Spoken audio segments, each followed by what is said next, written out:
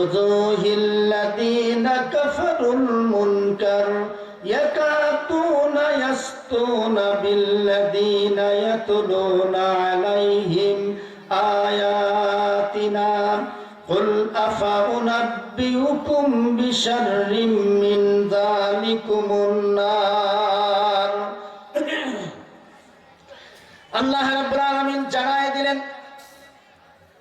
দুনিয়ার মানুষেরা ওয়াইযা তুতলা আলাইহিম আয়াতুনা বাইয়িনাতিন, যখন তাদের কাছে কোরআনের কথাগুলি শোনা হতো, কোরআনের যে বিষয়গুলি রাজনীতির কাজে ব্যবহার করা হতো, খেলাফতের কাজে আসতো, এইগুলি যখন তারা শুনতো, আল্লাহ তাআলা নিজেই বলছেন তারিফু ফি বুজুহিল্লাযিনা কাফারুল মুনকার, তাদের চেহারাটা কালো বর্ণ হয়ে যেত, তারা এটা সহ্য করতে পারত না, তারা অত্যন্ত ক্ষেপে যেত, অত্যন্ত রেগে যেত। একটা পর্যায়ে যারা এই কাজটা করে তাদের উপরে তারা চড়াও হয়ে যেত এবং তাদেরকে লাঞ্ছিত করত, অপমানিত করত। ভাইরা আমার, আল্লাহ রাব্বুল আলামিন জানায় দিলেন, এই পৃথিবীতে কোরআনের বিরুদ্ধাচরণ যারা করে, সেই সমস্ত জালেম যারা আছে, এই জালেমরা চারটি কাজে সবচেয়ে বড় পারদর্শী হয়ে যায়। কয়টা কাজ? চারটা। কয়টা? ফামিনহুম যালিমুন লিনাফসিহি, যারা জালেম মুসলমান তারা চারটি কাজে সবচেয়ে পারদর্শী। চারটি কাজের কারণে আল্লাহ তাআলা তাদেরকে জালেম বলেছেন। তার প্রথম কাজ হলো তারা শিরিক করত, দ্বিতীয় কাজ হলো তারা সবচেয়ে বড় নিষ্ঠুর হতো, যে নিষ্ঠুরতার কারণে তারা আয়না ঘর পর্যন্ত তৈরি করেছিল। কি ঘর? আরো জোরে বলেন। আমরা ছোটতে মনে করছিলাম, যখন প্রথম দিকে শুনলাম যে আয়না ঘর, আমার কাছে মনে হলো যে আয়না ঘর মানে মনে হয় চতুর্পাশে আয়না, নিচেও আয়না, উপরেও আয়না, চতুর্পাশে আয়না, এটার নাম মনে হয় আয়না ঘর। কিন্তু পরে দেখি যে আয়না ঘর মানে ওটা না, আয়না ঘর মানে হচ্ছে কবরের ঘর, মাটির নিচে বিনা বিচারে মানুষকে নির্যাতন করার একটি ঘর, যে ঘরটার নাম হলো আয়না ঘর। পৃথিবীর ইতিহাসে এত নিষ্ঠুরতা ফেরাউনও করে নাই, নমরুদও করে নাই, হামান করে নাই, আবু জেহেলও করে নাই, যেটা বিগত সরকার হাসিনা করেছে। ঠিক কিনা বলেন? কি ঘর? নাম শুনছেন জীবনে? আয়না ঘর মানে আমরা মনে করছি চতুর্পাশে আয়না আছে, মনে হয় নিচেও আয়না, উপরে আয়না, ওইটার নাম মনে হয় আয়না ঘর। কিন্তু পরে দেখি যে ওরে বাপরে বাপ, নির্যাতন নিষ্পেষণের জন্য মানুষকে অমানবিক পৃথিবী থেকে আলাদা একটা ঘরে জগতে নিয়ে যাওয়ার জন্য বছরের পর বছর তিলে তিলে তিলে তিলে তাদেরকে হত্যা করার জন্য আয়না ঘর তৈরি করেছে। এত বড় নিষ্ঠুরতা, যার কারণে আল্লাহ তাআলা প্রথম শিরিক, দ্বিতীয় হচ্ছে নিষ্ঠুরতা, তৃতীয় হলো জুলুম। তারা জুলুম করেছে মানুষের উপরে। কি জুলুম? وَإِذْ يَمْكُرُ بِكَ الَّذِينَ كَفَرُوا لِيُثْبِتُوكَ أَوْ يَقْتُلُوكَ أَوْ يُخْرِجُوكَ وَيَمْكُرُونَ وَيَمْكُرُ اللَّهُ। আল্লাহ রাব্বুল আলামিন জানায় দিলেন, তারা জুলুম করেছিল মানুষের উপরে। প্রথম জুলুম হলো وَإِذْ يَمْكُرُ بِكَ الَّذِينَ كَفَرُوا لِيُثْبِتُوكَ, তারা মানুষকে জেলখানার ভিতরে বন্দী করে জুলুম করেছিল। আও ইয়াকতুলুকা, তাদেরকে হত্যা করে জুলুম করেছিল। আও ইয়াখরুজুকা, এবং তাদের নাগরিকত্ব বাতিল করে দেশ থেকে তাড়ায় দেওয়ার জন্য তারা জুলুম করেছিল। এই তিন প্রকার জুলুম জালেমেরা সেই দিন করেছিল, যার কারণে আল্লাহ তাআলা বলেন সুম্মা আওরাসনাল কিতাবাল্লাযীনা ইসতাফাইনা মিন ইবাদিনা ফামিনহুম যালিমুল লিনাফসিহি। এরা তো মূলত মুসলমান, কিন্তু জালেম মুসলমান। এরা মুসলমানদেরকে ফাঁসির মঞ্চে ঝোলায়, এরা মুসলমানদেরকে হত্যা করেন, এরা মুসলমানদেরকে খুন করেন, এরা মুসলমানদেরকে গুম করে ফেলায়, এরা মুসলমানদেরকে আয়না ঘরে ঢুকায়, এরাই মুসলমানদেরকে জেলখানার ভিতরে পুরায় মারে। বিরোধী দলকে তারা সহ্য করতে পারে না। আল্লাহর দৃষ্টিতে এরা হচ্ছে মুসলমান, কিন্তু জালেম মুসলমান। ঠিক কিনা বলেন? এই মুসলমান আছে না নাই? আরো যারা বলেন আছে না নাই? আমরা বিগত দিনে দেখেছিলাম অন্যায় ভাবে মানুষকে খুন করা হলো, অন্যায় ভাবে মানুষকে গুম করা হতো। এমনকি এই পৃথিবীতে নিরপরাধ মানুষকেও তারা হত্যা করেছিল, শহীদ করে দিয়েছিল। ভাইরা আমার, এই খুন, গুম, হত্যা, জঘন্যতম আচরণের কারণে মানুষ তাদের বাক স্বাধীনতাকে হারায় ফেলেছিল, যার কারণে তাদের বিরুদ্ধে এক শক্তিশালী আন্দোলন গড়ে তুলে তাদের পতন ঘটেছে। ঠিক কিনা বলেন? ভাইরা আমার, জালেমের জুলুম থেকে জাতিকে রক্ষা করা হয়েছে, আবার কোন জালেম চেপে বসুক এইটা কি আপনারা চান? জালেম আবার আসুক এটা কি আপনারা চান? জালেম আবার এই পৃথিবীর ক্ষমতাধর হয়ে গোটা দেশের মানুষকে দিনহীন করুক এটা কি আপনারা চান? একটা কথা বলি ভাইজান, ফেরাউন তিনি পরিকল্পনা করেছিলেন মানুষের উপরে জুলুম করার জন্য 40 সন পর্যন্ত, আর বর্তমান বিগত সরকার করেছিলেন কত সন? আর একটু আসতে কন। ফেরাউন করেছে 40, আর এই বেশি কত? আরো জোরে বলেন কত? তার চেয়ে এক কম না বেশি? যদি ফেরাউন বেঁচে থাকতো আমার মনে হয় যে হাসিনার কাছেই তাকে মুড়ি ধোয়া লাগতো, ঠিক কিনা বলেন? আরো জোরে বলেন ঠিক কিনা? মুড়ি ধোয়া লাগতো। অতএব আর যেন সেই নতুন লেডি ফেরাউন আবার যেন বাংলাদেশের মাটিতে নতুন করে জুলুম করার চান্স না পায়, যতই তাদের হাম্পি দাম্পি দেখাক না কেন, বাংলার মাটিতে যেন আর তাদের কোনো চান্স না থাকে। তারা যদি আবার আসতে চায়, এই জনতা আবার তাদের বুকের তাজা রক্ত দিয়ে তাদেরকে প্রতিহত করবে, রাজপথের আন্দোলনে তাদেরকে প্রতিহত করতে হবে। কারা কারা রাজি আছেন দোয়া করে আল্লাহকে দেখাবেন। লিল্লাহে তাকবীর। আল্লাহ তাআলা আমাদেরকে কবুল করুক, সবাই আমিন। কি পারবেন তো ইনশাআল্লাহ? ভাইরা আমার, রাষ্ট্র ক্ষমতা কাদের হাতে দেওয়া হবে সেই ব্যাপারে কিছু চিন্তা আপনাদেরকে করতে হবে। ভাইজান, মূর্তি নির্মাণ করা এটা মুসলমানের কাজ না মূর্তি ভাঙ্গা এটা মুসলমানের কাজ? নাকি গড়া?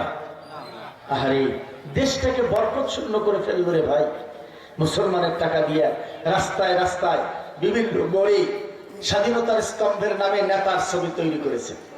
আমরা কিন্তু দেব দেবী যে বানাই হিন্দু ভাইয়েরা, তাদের মূর্তির বিরোধী নেই, তাদের মূর্তি বানা নাজায়েজ নয়, কারণ তারা তাদের দেব দেবীর পূজা করবে, এটা মানা শরীয়তে জায়েজ, তারা বানাবে, মুসলমান বানাবে না। কিন্তু নেতার ছবি তৈরি করা হারাম, কবিরা গুনাহ, জায়েজ না, এটা ভাঙ্গা যায়, এটা ভাঙ্গা ফরজ।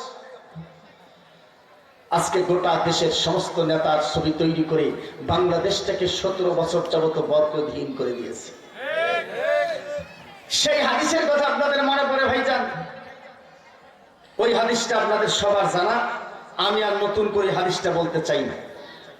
যে হাদিসে আপনারা জানেন যে আল্লাহ রাসূল জানায় দিয়েছেন একটা হাদিস, যে তোমরা কোন ঘরে যদি মানুষের ছবি থাকে অথবা মূর্তি থাকে, তাহলে সেই ঘরে আল্লাহ রহমতের ফেরেশতা যায় না পালায়? যায় না পালায়? বিগত আওয়ামী সরকারের দুঃশাসনে বাংলাদেশের এমন কোন অফিস আদালত নাই যে জায়গার ভিতরে তারা তাদের দুইজন মানুষের ছবি লটকাই দিয়েছে, একজন পুরুষ আর একজন কে কে বলেন তো? বাপ এবং বেটি, শেখ মুজিব এবং হাসিনার ছবি লটকাই দিয়েছে। তারা কি ফেরেশতার চেয়ে বড়? তাদের এই ছবি থাকলে ফেরেশতা পালাইছে না ঢুকছে? গোটা দেশের সমস্ত প্রতিষ্ঠান, সমস্ত অফিস আদালতকে এই মূর্তি লটকায় তারা বরকত শূন্য করেছিল, রহমত শূন্য করে দিয়েছে। রহমতের ফেরেশতা যায় নাই। এমনকি বাংলাদেশের মানুষের শরীরের ভিতরে যেন রহমতের ফেরেশতা থাকতে না পারে, এজন্য টাকার ভিতরেও বাপের ছবি দিয়ে রেখেছে। কেন বাপের ছবি না দিলে ওই টাকা চলবে না? আগে চলে নাই, এখন দেওয়া লিখবে কোন মানুষের ছবি যেখানে হারাম, ছবি থাকলে রহমত থাকে না, সেটা কেন করতে হবে? অত্যন্ত সুকৌশলে মুসলমানদের কাছ থেকে রহমতকে বিতরণের জন্য টাকাতেও শেখ মুজিবের ছবি দিয়েছে। আমরা বর্তমান সরকারকে জানাতে চাই, আমরা মুসলমান, এই ছবি নিলে আমাদের রহমতের ফেরেশতা শরীরে থাকে না, অফিস আদালতে থাকে না। আপনি যেভাবে অফিস আদালত সমস্ত প্রতিষ্ঠান থেকে টেনে হেঁচড়ে সেই ছবিগুলিকে নামায় ফেলেছেন, আজকে টাকার ভিতর থেকেও শেখ মুজিবের ছবিকে বাদ দিতে হবে, ঠিক কিনা বলেন? বাংলাদেশের ইতিহাস এবং ঐতিহ্যের অভাব হয় নাই, সেগুলির ছবি থাকবে, সমস্যা কি? শেখ মুজিবের ছবি দেওয়া লিখবে কেন? এইটাকে বাদ দিতে হবে। রহমত শূন্য, বরকত শূন্য করতে চায় তারা। অতএব বাংলাদেশে রহমত এবং বরকত শূন্য অফিস আদালত হওয়ার কারণে তারা একটা চান্স পেয়ে গেছে ভাইজান, সেই চান্সটা হচ্ছে মাল খাওয়া। কি একলায় সলেমান রহমান 96,000 কোটি টাকা মারি খেয়েছে। বাংলাদেশের 18 কোটি জনগণের এক বছরের মোট পরিচালনার টাকা লাগে, বাজেট হচ্ছে 8,000 কোটি টাকা, আর এই একলায় খেয়েছে 96,000। তাহলে 8 12 কয় বছরের? 12 বছর। 12 বছরের গোটা দেশের মুখের আহার কেড়ে নিয়েছে ওই বেটা, যে বেটা টাকা পাচার করেছে বেগম পাড়া। আহারে বেচারা পালে যাওয়া ধরছিল, দাড়ি চেঁচিয়া চুল তরফ করিয়া লঙ্গি পিন দিয়ে মাঝি হয়ে নদীতে যাবার ধরছিল। আল্লাহ মায়ের আক্কেলের ভাই ও ধরা গেছে, আছে না নাই? বেচারার নাম ছিল গ্রাম অঞ্চলে সলেমান। ওই বেচারার টাকার কারণে হয়ে গেছে সালমান ইব্রাহিম। হ্যাঁ, সলেমান থেকে সালমান হয়ে গেছে, আছে না নাই? আরো জোরে বলেন, আছে না নাই? মুসলমান আল্লাহ ধরলে ছাড়ে না। আজকে কথায় এই যে আমির হোসেন আমু, হাই রে হাই, কি দুঃখজনক কথা রে ভাই। আমির হোসেন আমুর মতো মানুষ তার তোষক থেকে সমস্ত তুলোগুলো বের করে সেখানে টাকা ঢুকায় তার উপর শুয়ে থাকে। আজকে কোথায় তার জায়গা? ইন্না বাদশা রাব্বিকা লাশাদীদ। আল্লাহ যাকে ধরেন তাকে ছাড়েন। হাসিনাকে আল্লাহ যেভাবে ধরেছে ছাড়ে নাই। আমরা শুধু তার পতন চেয়েছিলাম। আল্লাহ বলছেন বান্দা শুধু পতন নয়, এতগুলি মুসলিমের চোখের পানির কারণে আল্লাহ তাআলা শুধু বাংলাদেশে তার পতন দেয় নাই, বরং এই দেশ থেকে তাকে তাড়াই দিয়েছে, দেশে থাকতে দেয় নাই। ঠিক কিনা বলেন? নিষিদ্ধ করেছিল ইসলামী আন্দোলনকে। আল্লাহ বলে যে তুমি কে নিষিদ্ধ করা? আল্লাহ তাআলাই তাকে নিষিদ্ধ করে দিয়েছে। ঠিক কিনা বলেন? আর যারা বলেন ঠিক কিনা? মৌলবি নিষিদ্ধ করে নাই, নিষিদ্ধ হয়ে গেছে তার। এটাই তো স্বাভাবিক। কোরআনের কথা বলা আল্লামা সাঈদীর কত অপরাধ ছিল তার কাছে, আরে চিন্তাই করা যায় না রে ভাই। অতএব এই জালেমদের পতন অবশ্যম্ভাবী। কেউ এটাকে এই জালেমদের পক্ষ অবলম্বন করলেও জালেমদেরকে রক্ষা করতে পারবে? আরো যারা বলেন পারবে? আরো যারা বলেন পারবে? এদের যে কামটা, এইটা আল্লাহ তাআলা একটা দৃষ্টান্ত দিয়েছেন, যে দৃষ্টান্তটা আজকে আমি আপনাদের কাছে তুলে ধরতে চাই। মায়ের আমার, বোনের আমার, আপনারাও এই দৃষ্টান্তটা একটু মনোযোগ দিয়ে খেয়াল করবেন। এই পৃথিবীতে একজন সবচেয়ে বড় বুজুর্গ ব্যক্তি ছিল, আলেম, যে লোকটার নাম হলো ইমরান। কি নাম? যার নামে আল্লাহ তাআলা একখানা সূরা অবতীর্ণ করেছেন। সূরাটার নাম হচ্ছে সূরা আল ইমরান। সূরা আল ইমরান আছে না? সূরা বাকারার পরে সূরাটার নাম কি? এটা একটা মানুষের নাম। তিনি হচ্ছেন বাইতুল মুকাদ্দাসের একজন ইমাম। 90 বছর বয়স হয়ে গেছে লোকটা, খুব বৃদ্ধ, কিন্তু কোনো বাচ্চা কাচ্চা নেই। এই লোকটা আল্লাহর কাছে দোয়া করলেন, আল্লাহ আমাকে যদি একটা বাচ্চা দেন, আমি এই বাচ্চাটা বাইতুল মুকাদ্দাসের ভিতরে দান করে দেবো, আমি নেব না। আল্লাহ তাআলা তার দোয়াটা কবুল করেছেন, বলেন সুবহানাল্লাহ। আল্লাহ রাব্বুল আলামিন জানায় দিলেন, ওয়ালাইসাল যাকারু কাল উনসা ওয়া ইন্নী সাম্মাইতুহা মারইয়ামা ওয়া ইন্নী উঈযুহা বিকা ওয়া যুররিয়াতাহা মিনাশ শাইতানির রাজীম।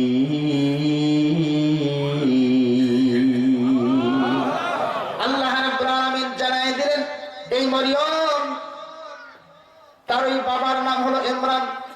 আল্লাহ তাআলা তার নামে, ইমরানের নামে একটা সূরা দিয়েছেন। আবার যে সন্তানটা প্রসব হয়েছে তারও নামে একটা সূরা দিয়েছেন, সূরা মারিয়াম। ভাইরা আমার, হযরতে ইমরানের একটা সন্তান হলো, সন্তানটা ছেলে না হয়ে গেল মেয়ে সন্তান। ওই মেয়ে সন্তানটা হওয়ার পরে ইমরান বলছে, ওয়ালাইসাদ যাকারু কাল উনসা ওয়া ইন্নী সাম্মাইতুহা মারিয়াম। ওই সন্তানটাকে একটা কাপড়ের ভিতরে পাছায় মরিয়ম নাম রেখে আস্তে করে বাইতুল মুকাদ্দাসের ভিতরে রেখে এসেছে, কারণ দোয়া করেছিল সন্তান হলে সেই সন্তানটাকে দান করে দেবে। ভাইরা আমার, সন্তান মসজিদে দান করে দিয়ে আসলাম। চতুর্দিক থেকে মানুষেরা এবারে জানতে পারলাম একটা সন্তান হয়েছে, মরিয়ম মেয়ে সন্তান, সেই সন্তানকে দান করে দিয়েছে। 90 বছর বৃদ্ধ মানুষের সন্তান হয়েছে, এটা সন্তান বরকতপূর্ণ। সব লোকের আসলো সন্তানটাকে লালন পালনের দায়িত্ব নেবে। একজন ধনী মানুষ, ব্যবসায়ী মানুষ, রাজনীতি মানুষ, সব ধরনের মানুষ সেই দিন আসলো তার লালন পালনের দায়িত্ব গ্রহণ করার জন্য। আল্লাহ রাব্বুল আলামিন দেখলেন, আল্লাহ রাব্বুল আলামিন জানাই দিলেন, যারাই দায়িত্ব নিতে এসেছে, একজনকে দিলে আরেকজন ঝগড়া শুরু করে দেয়, একজনকে দিলে আরেকজন মারামারি শুরু করে দেবে। এই অবস্থা থেকে আল্লাহ তাআলা তাদেরকে উত্তরণের জন্য সমস্ত মানুষদেরকে বললেন। আল্লাহ তাআলা নিজেই জানাই দিলেন, আমার বান্দারা, তোমরা যারা মরিয়মের লালন পালনের দায়িত্ব নিতে চাও, তাদেরকে একটা পরীক্ষা দিতে হবে। যালিকা মিন আম্বা بنوحيه إليك وما كنت لديهم إذ يلقون أقلامهم أيهم يكفل مريم আল্লাহ রাব্বুল আলামিন জানাই দিলেন দুনিয়ার মানুষেরা সেই দিন আমি সমস্ত মরিয়মের লালন পালনের জন্য যারা এসেছিল তাদেরকে বললাম তোমরা তোমাদের পকেটের কলম বের করো। কি বের করবে? আরো জোরে বলেন। এ বাবা, এ যুবক কয়েকজন, এ বাবা বসো, বসো বাবা বসো। কেউ ডাকতেছে, আরে বসো আল্লাহর রাস্তায়। একজনও যেও না, বসো। আর কিছুক্ষণের মধ্যে দেওয়া হবে, একজন যেও না, বসো ওখানে। ভাইরা আমার, এই কলম আল্লাহ তাআলা বললেন তোমরা তোমাদের কলমগুলো নেও আর দাজলা নদীর চতুর্পাশে দাঁড়ায় যাও। এই দাজলা নদীতে কলমটা ফালাই দেবে। যার কলমটা ভেসে যাবে সে মরিয়মের লালন পালনের দায়িত্ব নিতে পারবে না, কিন্তু যার কলমটা পানিতে আটকিয়ে যাবে সেই মরিয়মের লালন পালনের দায়িত্বটা নিতে পারবে। ভাইরা আমার, সব লোকেরা দরজার দাজলা নদীর তীরে দাঁড়ায় গেল কলম নিয়ে। আমার কথাটা হলো যে আল্লাহ তাআলা এই কলমটা কেমন পানিতে ফালাতে বলেন যে ভাই, এই কলম তো হচ্ছে লেখার জন্য। কিসের জন্য? আর একটু জোরে বলেন। এটা কি পানিতে ফেলার জিনিস? তা আল্লাহ কেমন এটা পানি ছড়ে বার করেন? ইদিয়ুলকুনাহুম, তাহারা নিক্ষেপ করুক আকলামাহুম, তাদের কলমগুলো, আইয়ুহুম ইয়াকফুলু মারইয়াম, মারইয়ামের কে লালন পালনের দায়িত্ব নেবে এইটা গ্রহণের জন্য কলমটা নিক্ষেপ করুক। ভাইরা আমার, সমস্ত মানুষেরা দাঁড়ায় গেল। কলম দিয়ে আল্লাহ পরীক্ষা নিতে চাইলেন কেন? কারণটা হলো আল্লাহ তাআলা বোঝাতে চাইলেন এই পৃথিবীতে সবচেয়ে বড় 2 নম্বরই কাজ হয় কলম দিয়া। কি দিয়া? যাদের কলমটা 2 নম্বরই কাজে ব্যবহার হবে আল্লাহ তাআলা তাদেরকে মরিয়মের লালন পালনের দায়িত্ব দেবেন না। আর যার কলমটা 2 নম্বরই কাজে ব্যবহার হবে না তাকেই লালন পালনের দায়িত্বটা দিয়ে দেবেন। ভাইরা আমার, এই কলম দিয়ে সবচেয়ে বড় দুর্নীতি হয়। এই কলমের ঠোঁটে একজন 100 ভোট পেয়েছে, 100 ভোটকে 1000 ভোট করে নিয়েছে এই কলম দিয়া। ঠিক কিনা বলেন? পরাজিত শক্তি বিজয়ী হয়ে গেছে কলম দিয়ে। ভাইজান, এমনকি বিনা ভোটে 154 জন এমপি হয়েছিল কিসের ঠেলায়? আর একটু জোরে বলেন। যতগুলি ভোট হয়েছে ভাইজান প্রিজাইডিং আর পুলিং অফিসারকে দিয়ে এই কলম দিয়ে লিখে নিয়েছে। ঠিক কিনা বলেন? আরো জোরে বলেন। কে কতটা ভোট হয় কলম দিয়া যেটা লিখে দিচ্ছে ওইটাই ঠিক। কি দিয়া দুর্নীতি করছে? নির্দোষ মানুষকে ফাঁসির মঞ্চে ঝোলানোর রায় দিয়েছে কি দিয়া?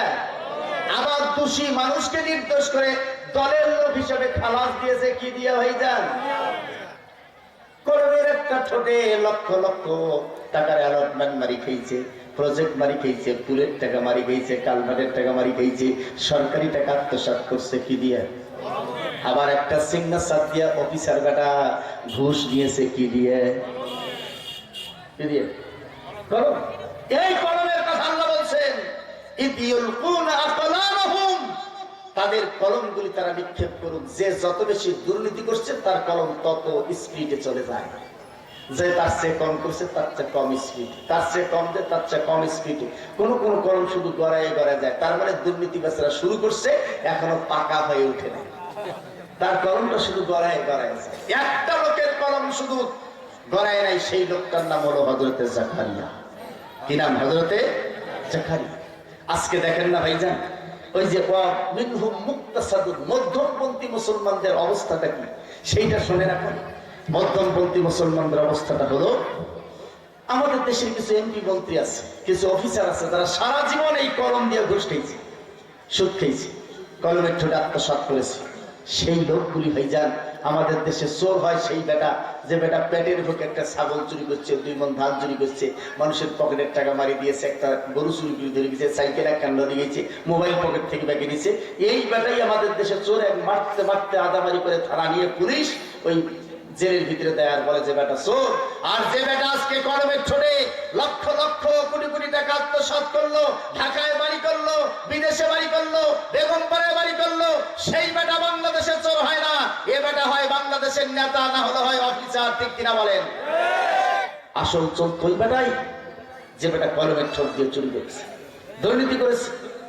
এদের ধারণাটা হলো, দেখেন না কার কথা কই ভাই, আমাদের ওই যে একজন বেনজির পুলিশের যিনি ডিআইজি ছিলেন, বেনজির কাম করে দিয়েছে। বউটাকে এত ভালোবাসছে, দুর্নীতি করিয়া 3400 বিঘা জমি বন্য মেনে দিছে। বাংলাদেশের এমন কোন জেলা নাই যে বেচারা জমিতে নেই। বউটাকে এত ভালোবাসছে, 500 বিঘা, বেটির নামে দিয়েছে 600 বিঘা। ওই বেচারা যে ডাক্তারটা দেখে, শরীর চেক আপ করে, ওই বেটাকে 250 বিঘা জমি দয়া করে দিয়ে দিয়েছে। বাপের টাকা। গরু যদি কিনিয়া গোস্ত খাওয়া লাগতো তাহলে এত গোস্ত খাবার পারত না। জমি যদি কেনা লাগতো টাকা দিয়ে, বাপের টাকা দিয়ে, তাহলে পারত না। ঘুষের টাকা দিয়ে, দুর্নীতির টাকা দিয়ে, ঠিক কিনা? এই বেচারা এত কিছু করার পরে যেই দিন দেখছে যে ওই বেচারার কাম শেষ, ওই দিন রাইতে পালে গেছে। 1 মাস পরে সৌদি আরব হজ করে গেছি। কি করে গেছি? হজ করে গেছি। আমাদের দেশের নেতাদের অবস্থা হলো এরকম। মধ্যমপন্থী নেতা, যারা মধ্যমপন্থী, ভারতে আছে, খারাপও আছে। এই বেচারা 500 কোটি টাকা ঘুষ খাইছে।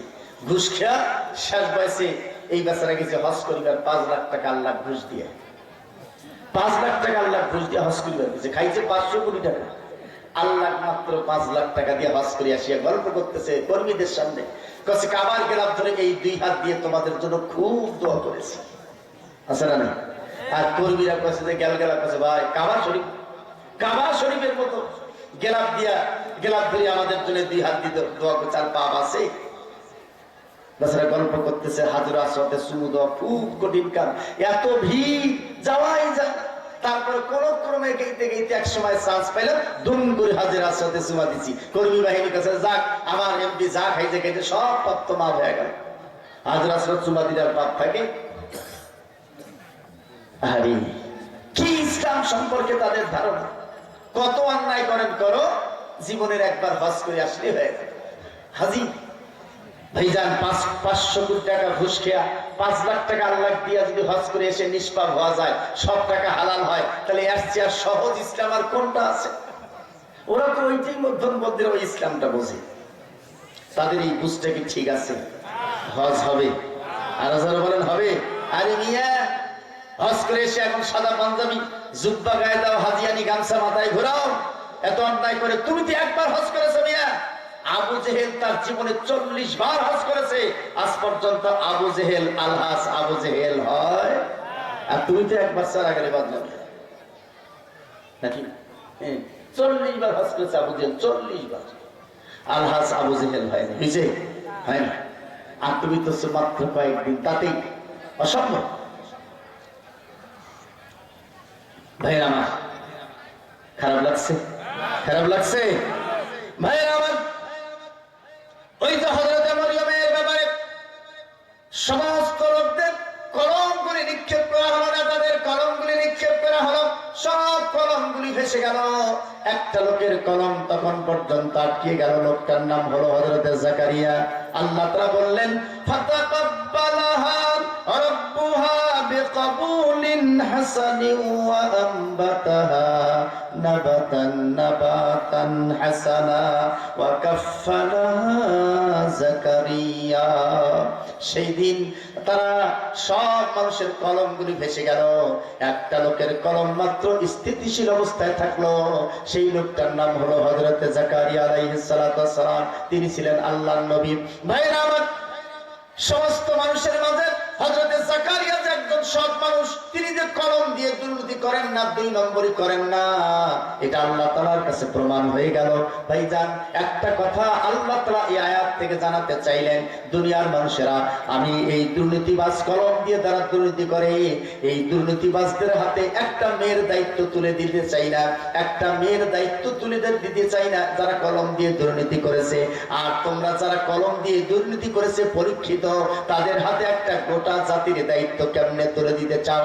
স্বাধীনতার পর থেকে এখন পর্যন্ত অনেক দল পরীক্ষিত হয়ে গেছে, অনেক নেতা পরীক্ষিত হয়েছে, অনেক অফিসার পরীক্ষিত হয়েছে, তারা তাদের কলমকে সৎ পথে ব্যয় করতে পারে নাই।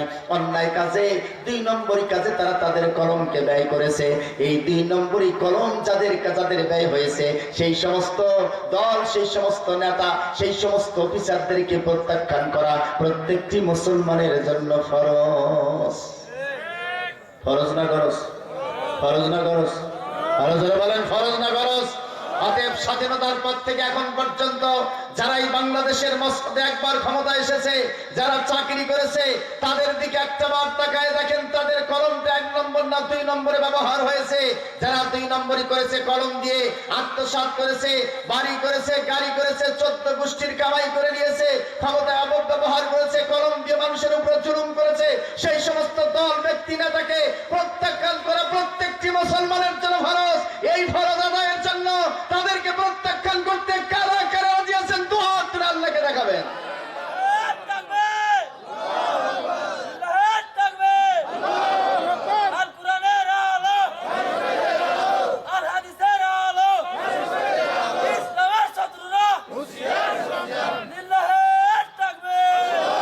আল্লাহ তাআলা কবুল করুক।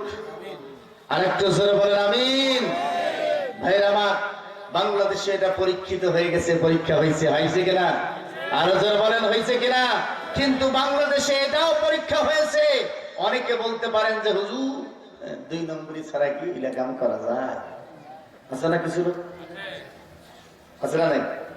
আমি এক সময় ভাইজান ভোট করছিলাম, হ্যাঁ নাকি না, এক সময় ভোট করছিলাম। এই ভোটে আবার 5 বছরের জন্য ক্ষমতায় ছিলাম। তো সেই সময়ে অনেক মানুষের প্রশ্ন হচ্ছে, হুজুর আপনি তাফসীর করেন, কলেজে চাকরি করেন, এটা ভালো জায়গায় আবার খতিবের দায়িত্ব পালন করেন, আপনি কি এগুলো ভোট আপনার কেন যাওয়া লাগবে? আছে না কিছু মানুষ, আপনি আলেম মানুষ, খাবেন দাবেন, জুম্মাত পরীক্ষা গেলে এটা ভোট কেন করিবেন না? তো যাই হোক ভাইজান, আমরা যদি ভোট এই রাষ্ট্রীয় পদের এই জায়গাগুলোতে, খেলাফতের এই জায়গা, রাজনীতির এই জায়গাগুলোতে যদি ভালো লোক না যায়, আল্লাহওয়ালা লোক যদি না যায়, ওই পদগুলা কি বন্ধ থাকিবে না পূরণ হবে? কি বন্ধ থাকিবে না পূরণ হবে?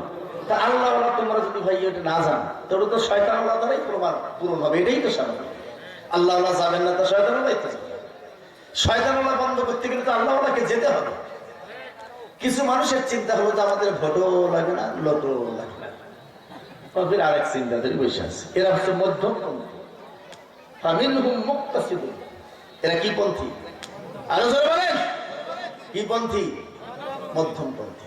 এরা ইসলামে আছে, অন ইসলামেও আছে, ইসলাম বুঝিও আছে, না বুঝিও আছে, এরা মধ্যমপন্থী।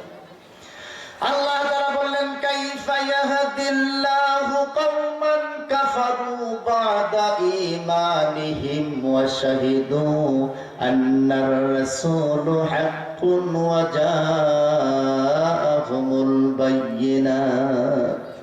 এরা আল্লাহকে মানে, রাসূলকে মানে, কোরআন মানে, সব মানে, কিন্তু শুধুমাত্র রাজনীতিটা মানে না, খেলাফত মানে না। খেলাফত ছাড়া সব মানে না। নামাজ কাছে ভাই আছে, রোজার কাছে আছে, হজ করতে না ওটাও আছে, জিকির আজকার কাছে আছে, তো তাসবিহ তাহলিল ওটাও আছে, কিন্তু আল্লাহর দ্বীন কায়েম করা লাগবে, আল্লাহর কোরআনের আইন বাস্তবায়ন করা লাগবে, এইটাতে আমরা নাই। এরা হচ্ছে মধ্যমপন্থী।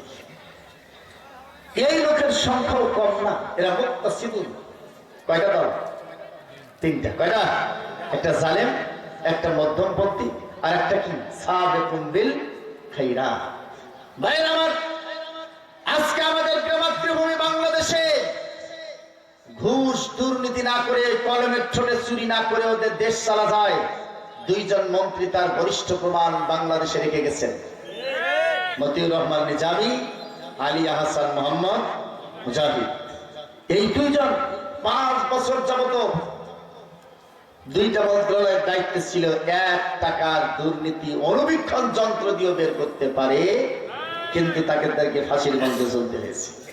হযরত জাকারিয়াকে আল্লাহ তাআলা প্রমাণ করেছিলেন, এত বড় বিশাল প্রমাণ সমস্ত দেশবাসীর কাছে যে তার কলমটা স্থিতিশীল। 2 নম্বরী কাজে তার কলম কোনোদিন ব্যবহার হয় নাই। সেই লোকটাকেও পরবর্তীতে জেনার অপবাদ দিয়ে তাকে হত্যা করা হয়েছে, শহীদ করা হয়েছে। আজকে একই কথা, একই রকম যারা বাংলাদেশের দুর্নীতি মুক্ত প্রমাণিত, তাদেরকে ফাঁসির মঞ্চে ঝোলায়। আছে না নাই? আর বলেন আছে না নাই? এইটা বাংলাদেশে হয়েছে। ভাইরা আমার, ভালো করে খেয়াল করবেন ভাইজান।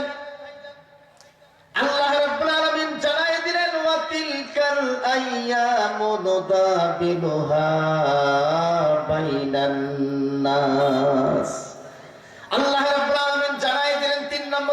এরা হলো সাবিকুম বিল খায়রাত, যারা সাবিকুম বিল খায়রাত জীবনের একমাত্র উদ্দেশ্য হচ্ছে আল্লাহর দিন কায়েম করা। চাকরি থাক আর যাক, জীবন থাক আর যাক, রক্ত ঝরুক আর না ঝরুক, চোখ যায় যাবে, হাত যায় যাবে, পিঠ যায় যাবে, গুলি লাগে লাগবে, সবকিছুকে উপেক্ষা করে আল্লাহর দিন কায়েমের জন্য ময়দানে যারা টিকে থাকে, আল্লাহ বললেন তারা হচ্ছে সাবিকুম বিল খায়রাত, তারা 3 নম্বর ব্যক্তি। এদের সংখ্যাটা কম হওয়ার কারণে এদেরকে 3 নম্বরে আল্লাহ তাআলা বলেছেন। প্রথম নম্বর জালেমদের সংখ্যা বেশি হবে, 2 নম্বর মধ্যমপন্থীর সংখ্যা তার চেয়ে একটু কম হবে, সবচেয়ে কম হবে সাবিকুম বিল খায়রাতের, তাদেরকে 3 নম্বরে আল্লাহ তাআলা লিখেছেন এবং বলেছেন এরাই হচ্ছে জান্নাতি। বলেন সুবহানাল্লাহ। এই সাবিকুম বিল খায়রাতের ব্যাপারে আল্লাহ তাআলার ঘোষণা হলো তারা যখন মজলুম হবে, জালেমদের থেকে তারা নির্যাতিত নিষ্পেষিত হবে, তারা যখন রক্ত ঝরাবে, জীবনটা তাদের চলে যাবে, তারা আল্লাহর কাছে দোয়া করবে।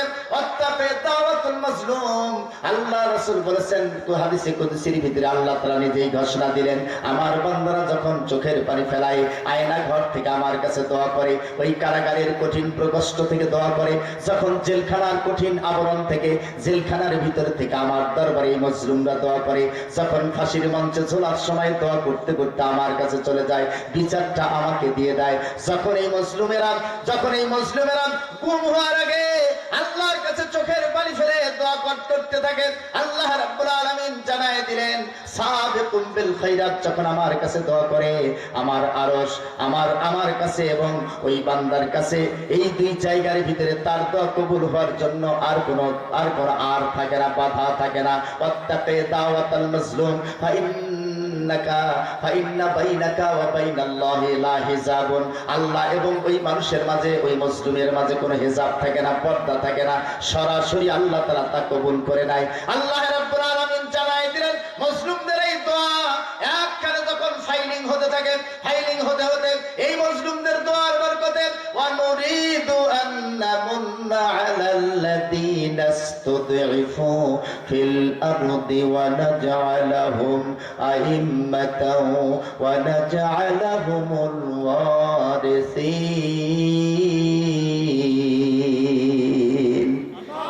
আল্লাহ রাব্বুল আলামিন জানায় দিলেন ওয়া নুরিদু, আল্লাহ তাআলা তখন ইচ্ছা করেন, আল্লাহ নিয়ত করেন, আন্নামুন্না আলাল্লাযীনা ইসতুদঈফু ফিল আরদি, ওই দেশের ভিতরে যারা দুর্বল, নির্যাতিত, নিষ্পেষিত মজলুম, ওই সাবিকুম বিল খায়রাত 3 নম্বর দল, যেটা যাদেরকে সবাই শুধুমাত্র জুলুম করে, জালেমেরা জুলুম করে তাদের উপরে, শাসকেরা জুলুম করে তাদের উপরে, চাকরিজীবীরাও জুলুম করে তাদের উপরে, এই মজলুমরা আল্লাহর দোয়ায়, আল্লাহর কাছে দোয়া করতে করতে দোয়াগুলি ফাইলিং হয়ে যায়। আল্লাহ তাআলা বললেন আমি তখন নিয়ত করে ফেলি, ওয়া নুরিদু, আমি নিয়ত করি, আন্নামুন্না আলাল্লাযীনা ইসতুদঈফু ফিল আরদি, ওই জমিনের ভিতরে